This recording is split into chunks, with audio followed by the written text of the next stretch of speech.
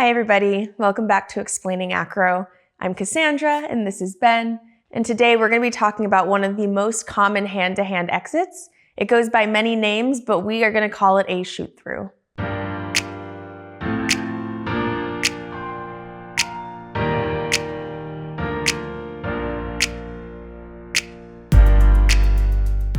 The shoot-through is one of the most common hand-to-hand exits that you're going to see.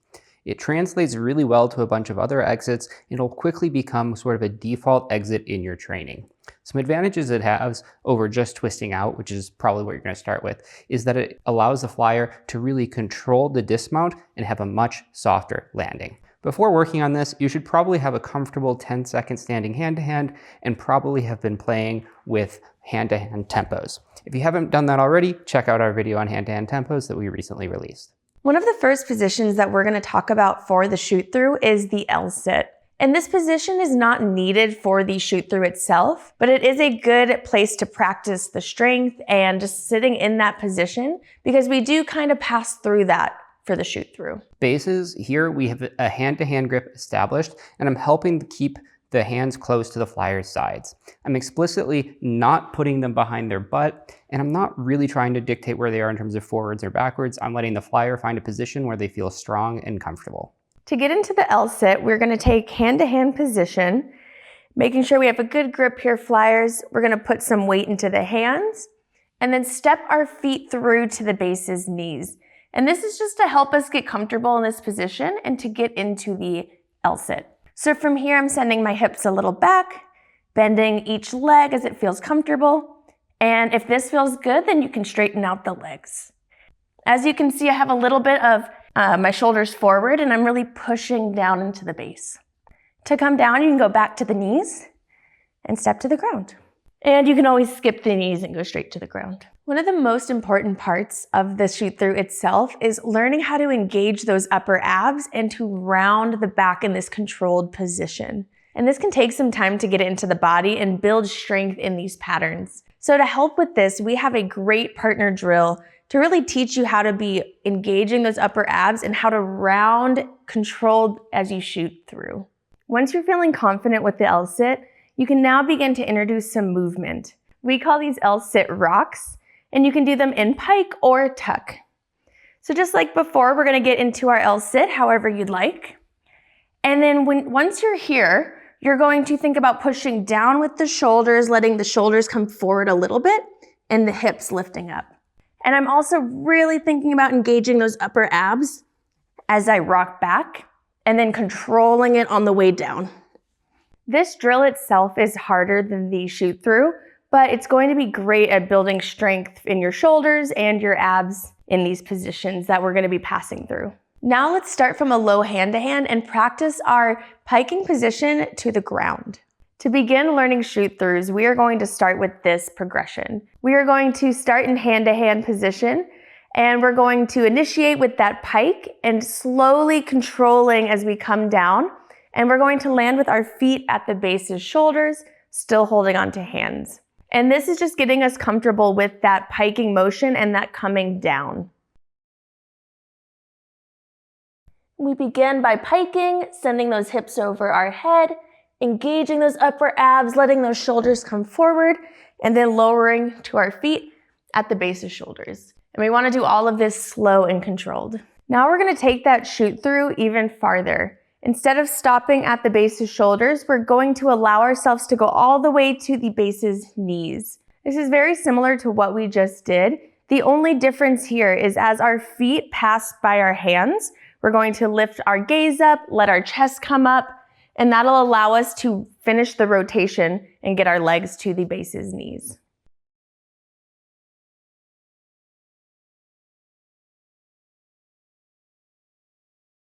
You can also bring your feet to the floor here or the base's knees. Another great drill that can allow the flyer to start feel the motion, as well as teach us the spotting technique for this drill, is what we call the assisted shoot-through. This is best done on canes, but it can be done on the floor or with L-base extended hand-to-hand. This is also the technique that we're going to be using when spotting this skill standing. However, when standing, you may want to have a second spotter or making sure that you have a tall enough spotter. In order to spot this skill, my main concern is about the flyer going forward towards their head. So as they're in their handstand, I'm gonna have a hand on the arm and then a hand on the shoulder as they start to come through. If you are short like me, you may want to be working with a second spotter or just find someone who is closer to the skill and better able to spot it. Accurate self-assessment will help keep everyone safe. So to demo, we're going to mount in a handstand on canes here. So to spot, I'm going to start by taking the arm closest to the flyer, have it roughly on that wrist, and the other hand is going to be at the shoulder. As the shoot through happens, I'm really just going to make sure that that shoulder stays up the whole time. The final piece to understand about shoot throughs is the position that we actually want to end up in. And for us, that's what we call the princess down. So in order to actually get into this position, we're going to climb up to 2 high. I'm extending my arms overhead and making sure that I'm squeezing in. Flyers, I'm stepping through, putting the hips, hands right at my hips and leaning back slightly, engaging the shoulders and core. I'm gonna lower the flyer to my chest and then squat the rest of the way down. One of the differences in this skill versus the L-sit is where those toes are pointing. My toes are really pointing towards the ground at this kind of 45-degree angle, and then I'm leaning back slightly. That is the biggest difference in this princess position. In this position, I'm squeezing in and kind of letting the flyer dictate the width. I'm making sure that I'm not too far under the butt and causing the flyer to bend their elbows because that's not a strong position.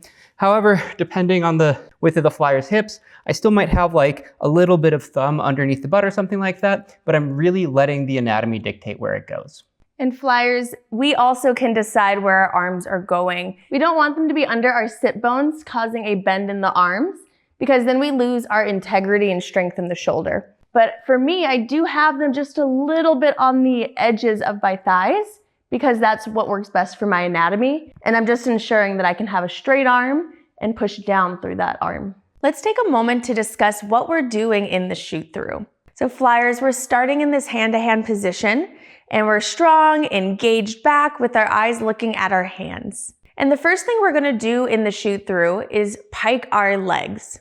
And when we're piking our legs, we wanna send our hips over our head a little bit to make sure our weight is staying over our hands in the hand-to-hand.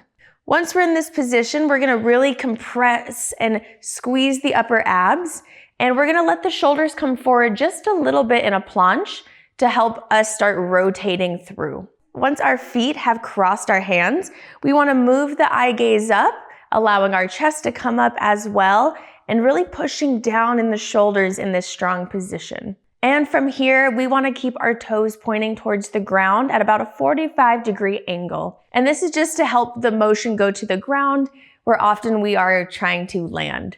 There are moments that you might go to more of an L-sit position, but this is just depending on where you want this skill to go.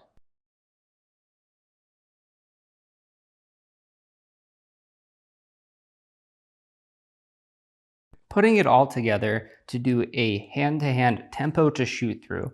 As bases, we're starting in our hand-to-hand position, and then we're really just doing a hand-to-hand tempo. I'm making sure that I'm providing resistance the entire time, and I'm kind of following the flyer as they go to the ground. If they're moving kind of in an uncontrolled fashion, I'm gonna move quickly and make sure I'm underneath them. If they're basically just pressing it, I'm gonna leave my arms up here and allow them to push. Flyers, the most important thing in this skill is to wait. We want to ride that entire tempo that the base is giving us, and at the very top, we start to pike through. And that is where we do everything that we have practiced leading up to this. If extended hand-to-hand is already a part of your practice, it's actually a lot easier to start this drill from an extended hand-to-hand, to the point where if that's in your practice, I would do that before you do the tempo. As Ben said, flyers, the extended hand-to-hand is easier to do the shoot through out of. And this is just because there's less moving parts. In the extended hand-to-hand, the base is just keeping their arms up, allowing us to do the movement instead of having to wait for that tempo. Some of the common mistakes that we see in shoot-throughs are the shoulders going forward too much or too early. Remember, we want to pike first and then the shoulders planche a little after that. Another common mistake is the hips not being sent over the head. And this means that the weight is now in front of the base and they're going to have to step forward to try to get underneath you, and the shoot through is going to come through much quicker than we would prefer. Another common mistake we see in shoot throughs is the flyer not getting their chest up at the end of the skill. So we want to remember that as our feet pass our hands, we want to have our gaze look up, we want our chest up, and to lean slightly back. And all of this is keeping the weight in the hands, which is allowing us to stay balanced and in control of this skill. Thanks for watching. If you enjoyed the video, we'd really appreciate it if you'd leave a like and subscribe to the channel in order to get notified of our new videos and help the channel reach more people. Leave a comment with things that you found interesting in this video or any skills that you'd like to see us cover in the future. And as always, see you next time.